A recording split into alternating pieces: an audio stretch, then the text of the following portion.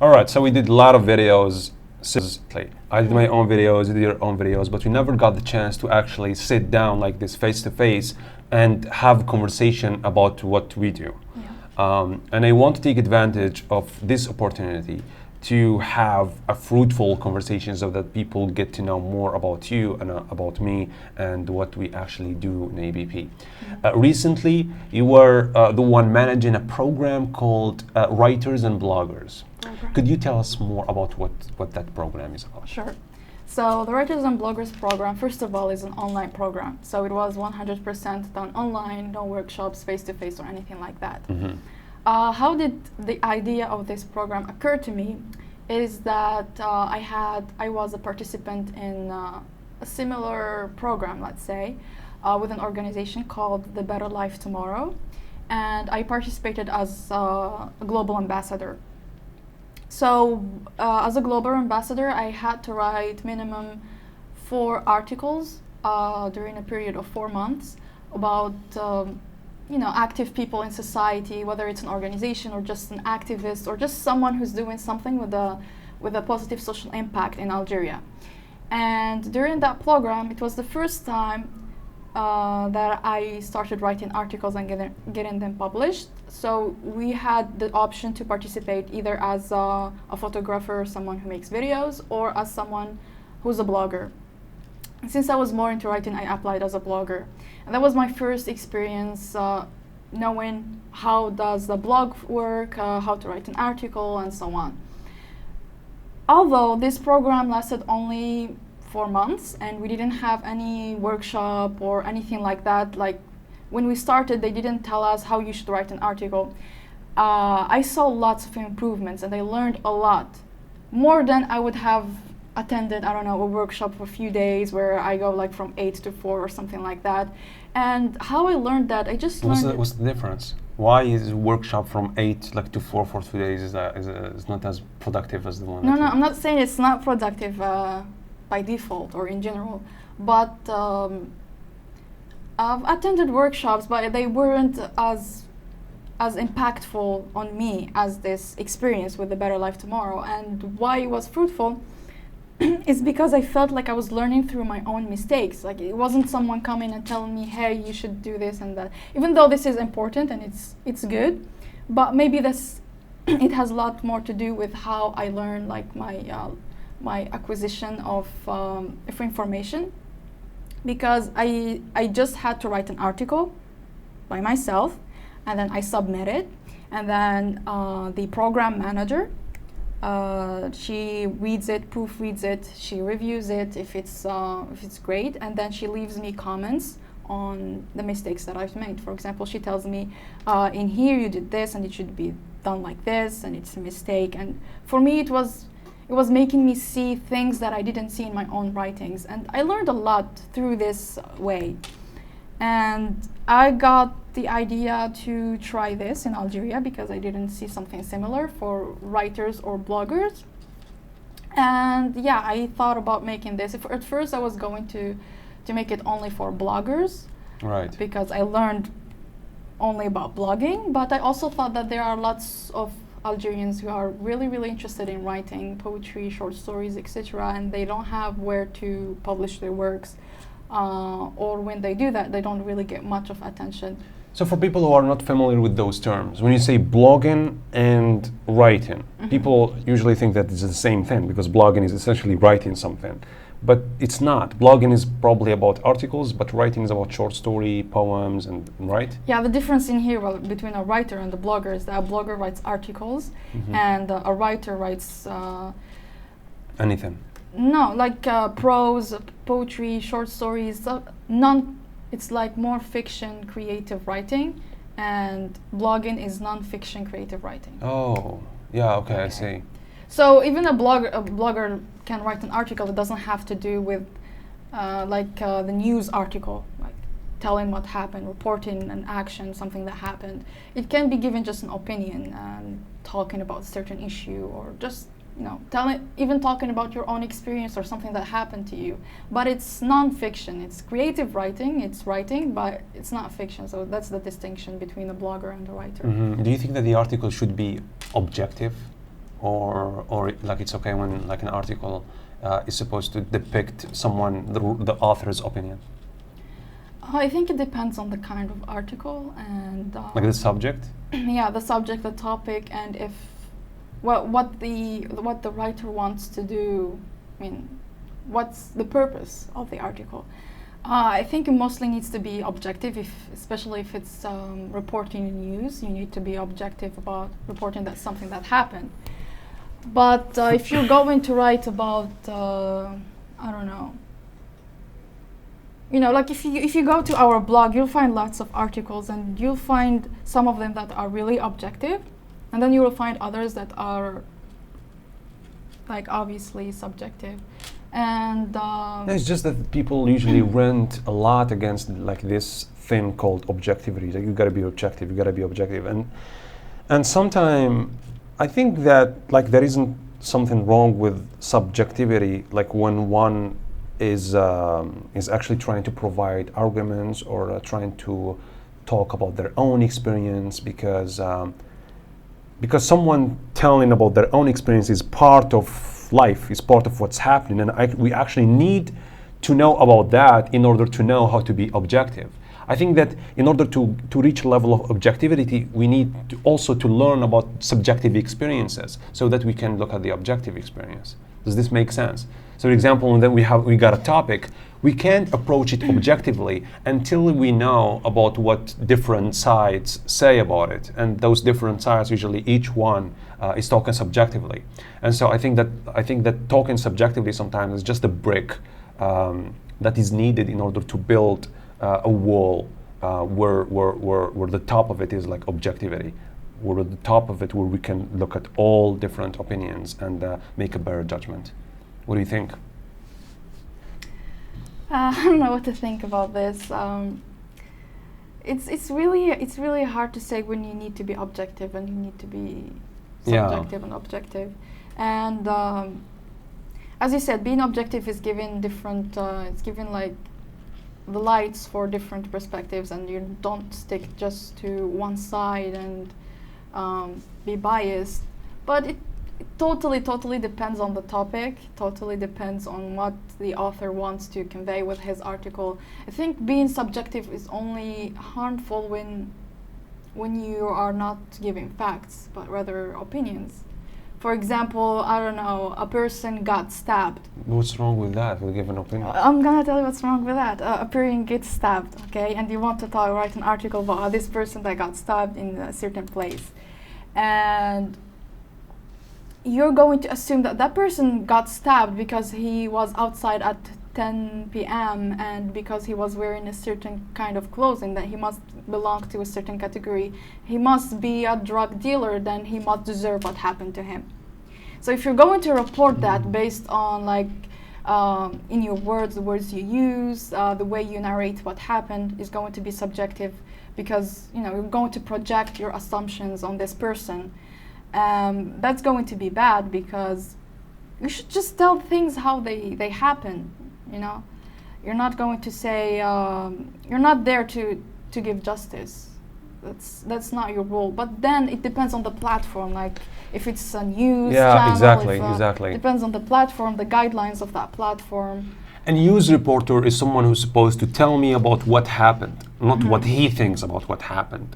But when we talk about blogging, usually we got a couple of authors who are just trying to express their views or express their opinions about things and what they think about different subjects in life. So it's quite different, and it certainly I don't depends on think the there's platform. anything wrong with being subjective when it comes to that. Yeah. I think when you're being subjective, you just need to be smart about it. That's what I always tell the bloggers when they ask me, is it alright if you write about this, if you write about that? And I tell them, you can write mostly about anything in AVP, as long as you're not going to do it in a way that you're going to be attacking people, that you're going to be spreading hatred, discrimination. If you're just going to give your opinion and give arguments without being hateful, but then you're going to ask me, how am I not going to be hateful? I just tell them, just write it, they will see it, and then I will tell you when you should stuff, but I never saw anything like extremely subjective that we needed like a drastic editing. Yeah, but I think that we had this case once when one of our participants talked about like this island was close to India where there are like exactly there's those tribe living there, and it received one complaint from someone who said like you're kind of promoting colonization and colonial thoughts. It was so weird. I think you know, the author, she had really good intentions. She just wanted to write about this tribe that not many people heard about it, and it was really interesting article. I cannot pronounce their names; it always slips from my head. But it's a tribe, as you said, near India, and they are almost completely isolated from the world. Completely isolated. They had some contact with the outside world, but they don't use technology. They don't have like exportation, importation between the other countries, etc. But when the author of this article was talking about this tribe, she went and found like different sources of information in order to talk about them, and she referenced them. And she was trying to remain subjective, but she was influenced by some of these sources when they used certain words.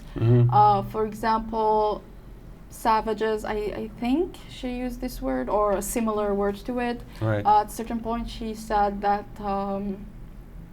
the people who visited them were like basically, when this person who complained to us, when she read the article, she got the impression that the author was painting the tribe people as savages, and they are weird people, and they are bad, they are almost cannibals, let's say. And the people who were trying to visit them, they were like only angels, nice people, trying to approach them, trying to be nice to them. And we cannot judge the intentions of those people. They could have had bad intentions, wanting to colonize them, or at a certain. I think there was a time where they took two people from the tribe, or it was a different tribe. But anyway, there was this scientist, I guess, who took two people from this tribe, and he had some experiments on them, and then he put them back on the tribe, and those people died because since they have no contact with the outside world, they don't have the same immune system as us. They are not immune to so many bacteria or viruses or something like that. So it can be really, really harmful to them. And most people must have heard about this tribe, I think a couple of years ago, when American or this guy who's a Christian went to this tribe in order to spread Christianity, and then he was murdered. Right. So anyway, we took this person's opinion into consideration, and we edited the parts that we saw could have been being subjective, like saying savages and stuff like that, and just telling people about this island objectively. But this is, what that makes me think of. It's just that us as human beings, we happen to have different perspectives. We happen to see things differently and value things differently. And what I find wrong, you might find it okay. I'm just exaggerating. What I find wrong, you might find it right. And so sometimes it's very hard when you're running a platform, like a platform that is supposed to spread news or opinions, because you're always going to get those people who will be complaining all the time. Why did you post that? Why are you talking about this? Are you trying to ruin society? And it's the same thing that happened with the girl that we posted the video recently, and people were thinking that we're like we're promoting bullying her. And it was just like, we received the comment just this morning, like when I woke up, I read this comment and I was like, how did this person reach this conclusion? What was it's the post that Lutfi posted this morning about the sheep. Yeah, the sheep fighting. Yeah, and he was just talking about you know, those people that take their sheep and to fight, and it's like it's really common and seen as something normal, and people I think even pay or gamble. Yeah, they gamble. Yeah, they put the two sheep. They fight and each it's other. like you can see it like in daylight, and it's illegal, but they still do it. And he was criticizing this part, and I think this person, when they read this post, that's the problem. When people see a post, they do it not with like a blank mind. They do it with already having different experiences, seeing people who maybe use the term that you used, and that person is an extremist. So they might associate you to them. Prejudices. Yeah, prejudice. Yeah. And so this person reached even the conclusion that he is even saying that Eid, like slaughtering the sheep, is inhuman, and we're trying to blindly follow the West. Like he had lots of assumptions based on this post, and he answered them all, and they weren't like irrelevant to what Lotfi was trying to convey. Yeah, I got it. And he even said like our people like when they see, for example, in Spain, the bullfights, they think it's a cultural heritage, but when it comes to Algeria, they condemn this kind of acts. I mean, how can you know that it's the same people who... It's not the same people. I personally don't like what happens in Spain, and I'm against it. And even in Spain, there are people who are against it, and then there are the other people who think it's cultural heritage. And yeah. The problem is that when people try to defend culture all as a whole, like instead of looking at it objectively and try to find what you agree with and we don't agree with, anyone who complains about one part, you think as if they are attacking all culture, so that you defend it all. And I think that is just irrelevant. Like, for example, when we talk about the sheep fighting, and then you think that the reason you're mad about them fighting is because you're following the West blindly and look at what Islam is bad, and because you think Eid is bad. Yeah, exactly. But what does this have to do with Islam? And like, it does not. Like, and there are a couple of things that I think it also has to do with culture. Because, for example, in Islam, when you're slaughtering the sheep is not supposed to see the other sheep. You're supposed to put it somewhere where they can see the other sheep, so that you do not slaughter it. They say like it gets hurt, you know, when it sees the another sheep getting slaughtered. But people don't do that. They slaughter the sheep, just like 10 sheep next to each other, and they're slaughtering them, and the blood is everywhere. It's just crazy, even though that's an Islamic rule. But people don't pay attention to that. I don't know, like they are so careless about some of those things that I think that they are important.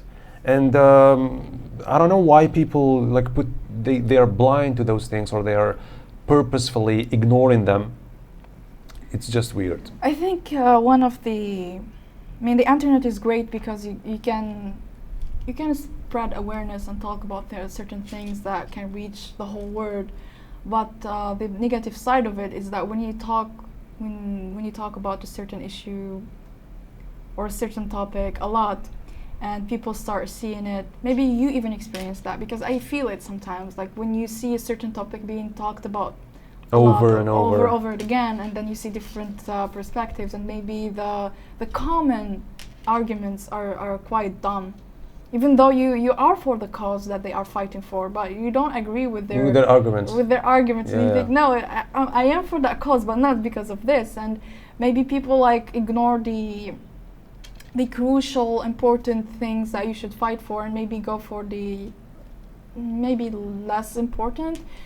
Anyway, like all of those things, we are seeing them daily, and even if we ignore them, they are still there at the back of our minds. And then sometimes we're just in a bad mood, and we scroll and we see something that's related to that topic, and that person maybe just used the term that person, you know, who's an extremist, used it. You just explode on them, like you just... Yeah, that's so true. It happens a lot. It actually happened with me with the topic of French. Like when I was once complaining against the enforcing of the French language in universities and jobs in Algeria, someone came to me and was like, "Why are you trying to talk about French in Algeria and all? Like if it's about colonization, then even English came from the U.S. and the U.S. also colonized other countries. It's like any foreign language has an origin, has a country origin, the country must have done something wrong, could have done something wrong, and so that's just like a bad argument. And I was like, I'm not making this argument. I didn't say anything about colonization. Can you please like listen to what I said and respond to what I said? But the problem is that this person listened to many people saying the same, using the same argument, and then he automatically thought that this is my argument, when it's not. You didn't have exactly. You didn't have a conversation with me yet, so you cannot judge me based on something that I did not say. And then they tell you, yeah, I know people of your kind. Exactly. Yeah, exactly. That's what I do. Like when you mention French, they're like, oh yeah, I know people like you, how they, because that's they have categories. Exactly. They have categories in their mind. Boxing people. Yeah, and then they put each person in one category, you know. And that's just crazy, because like black and white thinking. Then we're not having conversations. We're just like shooting each other based on assumptions. Yani people who have conversation with other people, they sit down, they listen to them. You hear what I'm saying. You know, you think about my arguments, and then we can probably agree or disagree on something. But when you start like lashing out on me for something that I didn't say because you heard your neighbor, your friend, or someone that on TV said it, it's just weird, man. It's just weird, and it doesn't build anything. Yeah, It's really an issue. it is an I issue. don't know, it's hard to find a solution for this. But I think how you can manage it, you will need to have patience to manage it, is to try to make the person feel like you're not having, I don't know, a fight or an argument, even though they are the ones who are starting this You know, argument. you can do that when you have a conversation with them in real life, because they can see your face. They can see that you're not angry. They can see that you're talking in a calm attitude and everything. So they can have conversation with you. But when it's online, it's very different, because online you don't see the face of the person. You only see a name and a picture, and then you're talking to them, and then you suddenly think that they're angry, and then you get angry, and then you start fighting each other, you know, and insulting each other. I think I never saw any comment online where someone said, "Oh, I see. Now I understand." Like someone like really changed their perspective. I never saw people change it. I had experiences like that. Like they didn't even if they didn't change their perspectives, they changed kind of their tone of talking. Even though I can't hear their tone, but I can guess from the way they write. And even though they can't see you and it's not the same, you can't convince them. But there are certain things that you can say that will make them feel that you're here to talk, you're friendly, you're not attacking them, you want to have a discussion.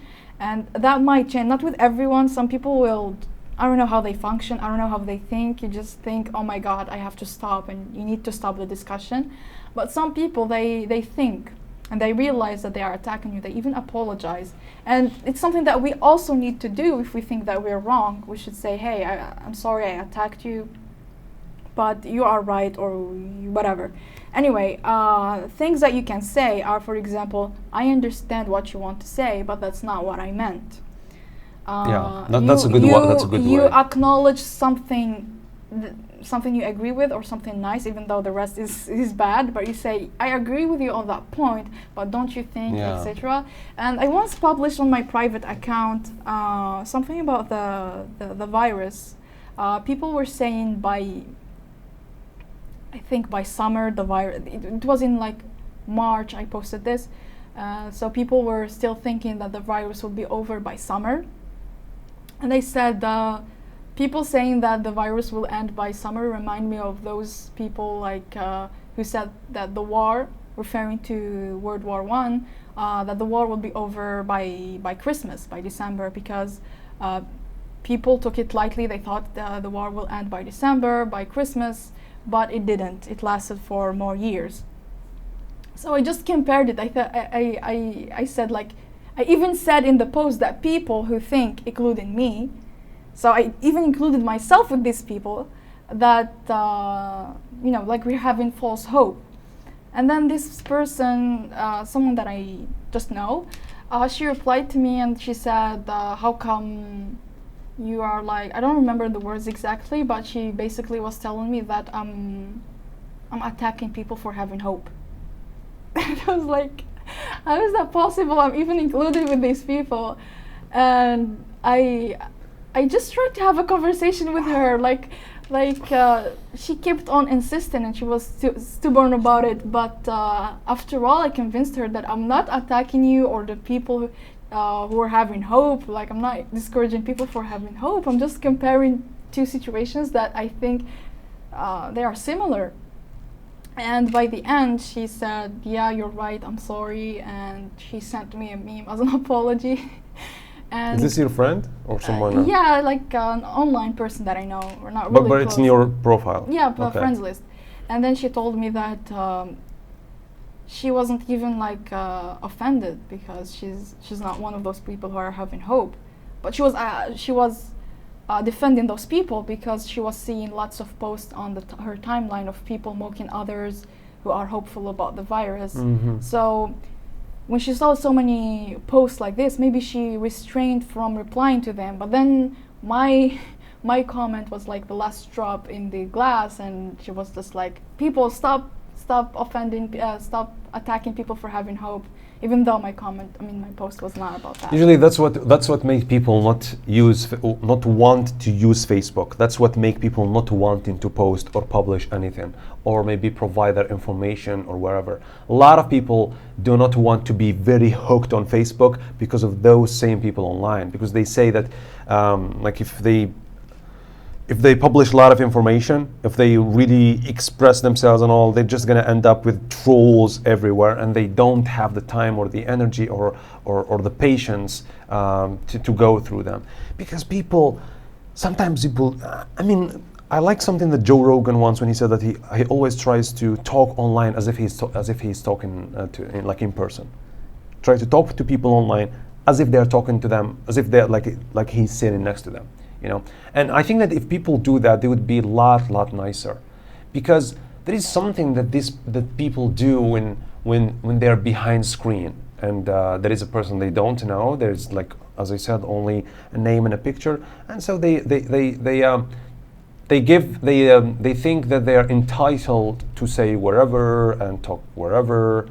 They don't know that some of those words might hurt the person, and don't really think about that.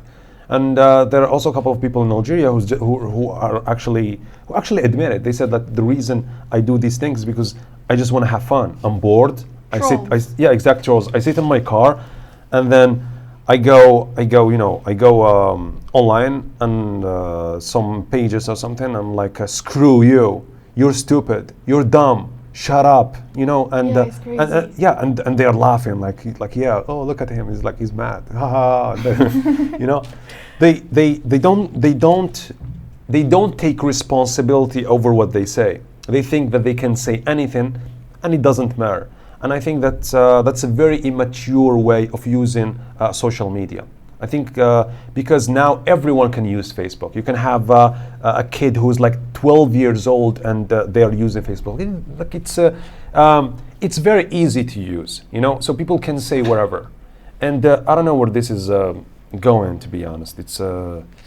I think one of the things that you should do when you receive a comment that makes you angry or upset or whatever, that triggers bad emotions in you, one of the things that at least work for me is you don't reply instantly. You leave like 5 minutes, or you will see that you will react differently than when you because you give it more thought. You give it more thoughts, and you can sometimes you realize that the comment was not even that offending and that you're overreacting. It happened also to me. Like, I had a similar reaction to this girl that I was just talking about when I made a video about languages. Right. And I was talking about the accent, and I got some comments in different groups and Instagram. Most of the comments were positive, but as always, there are a few negative comments.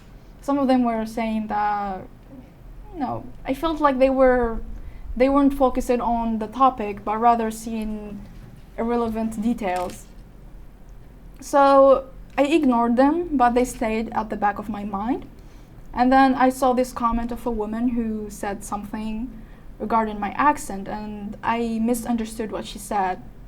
And then I went ahead and told her like I wasn't mean to her, but I sounded like I was upset in my comment. And then she was like, chill, I didn't mean that. If you read my comment, I was encouraging you and stuff. And I felt really bad, and I told her, look, I'm sorry, I explained to her my situation. So I think that sometimes people realize that they overreacted, or they said something bad, or they are attacking the person for nothing. But I think there is some kind of shame to admit it. And you should you should not be ashamed for making a mistake. I think people will appreciate it if you tell them, I reacted this way because of this and I'm sorry. No one would. Yeah, they have too much pride. I don't know what this is about. Like, that's right. Like, people rarely apologize on social media, especially on comments and in public, like in front of everyone. But some people do, and I think that it says a lot of themselves. I really always give respect to people who are so brave, like, to apologize online, because I think that those people are very strong and very brave, because they think that their self-esteem and then their confidence isn't based on social media and how people see them on social media. You know, it's more than that. But there are people who are so insecure, so they try to always make sure that everyone loves them on social media, and they think that it's kind of weakness, you know, to apologize to someone and say, hey, look, I'm sorry, I did this, and I'm really sorry, I was mad, I was, I don't know, like, they don't have the balls to do that, but well, that's the online world. Yeah. But it's crazy. I don't know where it's going. I really, sometimes I'm really curious. It's crazy? Where it's going. I really want to know, because I think that it's increasing. Like, those trolls on the internet, I think that they are increasing. And probably the reason they're increasing is because internet is increasingly becoming available and accessible. Yeah, accessible for everyone. Like, for example, 10 years ago, not everyone used to have Facebook. 10 years ago in Algeria, people who had Facebook were only the ones who had internet at home. Only people with laptops and computers. But now, out of the sudden, everyone has Facebook on their phone. So everyone is saying something, you know, everyone is online. And when you have everyone online, then of course, you're gonna get a lot of comments, a lot of toxic communication. I also think that what encourages this is fake accounts. Or not even fake accounts, but those accounts where you can put whatever name that you want, put whatever picture that you want that's not yours. So that gives you more confidence and more comfort to say whatever you want. Things that you wouldn't say, knowing that people know who you are, or can go to your profile, see your picture, see that you work in a certain place, see that you're a real person. Or maybe your friends will see your comment and you'll be ashamed. Right. But if you make a fake account, or I don't know if it's called fake account, but anyway, an account where you can put a picture of a cartoon. It's a fake account. That's what they call it. I'm gonna check this out. Yeah, I think a fake account is when you pretend to be someone else. Yeah, anyway, it's not about the term, but yeah, I think that gives them more confidence. As for the trolls, I had one experience with a troll. I read this article about a woman who was, I don't know what happened to her exactly, but the news weren't news that would make you laugh. So this woman ran away because she was suffering abuse or something in her household or something like that. And then I read the comments, and this was on a Spanish page, so most of the people there were from Latin America. And most of comments were sympathetic towards her, but someone said really bad thing about this woman. And when I read the replies to his comment, most of them were people insulting him, saying how can you say something like this, and just insulting him. And I think this was encouraging him, he was just laughing, haha, reacting to their comments, to their replies. So he was feeding into that. Trolls feed into the bad reactions, because when they put the comment, they knew it will offend people. So when it offends people, they actually like it when you follow up with them and you attack. So what I did is that I replied to him, and I told him, why do you think so? Why do you think this woman is like this and that because of this article? And then he said, he tried to deviate from the topic, and he said, why do I think what? And I told him, why do you think this woman is like this when it could have been like that? and he actually said that he felt bad. I can't see him, I don't know him, but I felt like he felt bad. He said that he's just bored and making this comment, but he doesn't mean it. He's just enjoying that people are reacting badly to it. And that gave me a lesson that you shouldn't engage with anyone. Like, if you see them insulting, don't insult back. Yeah. I remember someone in the U.S. said something like that. He said, like, I'm ready to have a conversation with you, but once you say I'm racist or I'm sexist or I'm I don't know, like whatever. Once like you give me a name, and like it's the end of the conversation. Like I'm not gonna engage with you in a conversation, because someone who's so ready to insult you is probably someone who's not ready to have a conversation with you. It's very hard to have a conversation with someone who's so committed at attacking you. And I felt that and experienced that online. But yeah, I mean, it's crazy. It is. Yeah. As for the blog, we got lots of comments and messages from people asking how can they write in our blog. So the people who were writing the blog so far were participants in the Writers and Bloggers program, but after the program we recruited 5 bloggers who are now officially part of the ADP team as bloggers, and they are the ones who are writing there. Occasionally Wahib writes too. Mm-hmm. I'm planning to write, but I still didn't have time to write my own articles. And so far those are the members that are writing, and we can't be recruiting lots of bloggers, but there is going to be an option for people who are interested in blogging. We are going to create a space that we will call guest blogger. Right. So we can have random people occasionally writing their articles. As for how they can start doing that, we will just make an update, or probably make another video where I explain the details of how to submit your article. All right, so people will just stay updated with the page, and they're gonna see the announcement of this hopefully soon, where people can because I think that there are a lot of people interested in that. A lot of English writers in Algeria who want to have platform where they can share their work, and so we're gonna provide this chance for them. So yeah, thank you so much, Meriem, for having this conversation, for the first time having this conversation face to face, and hopefully we're gonna do more of those podcasts like in the future, and yeah. So thanks everyone for joining. Bye.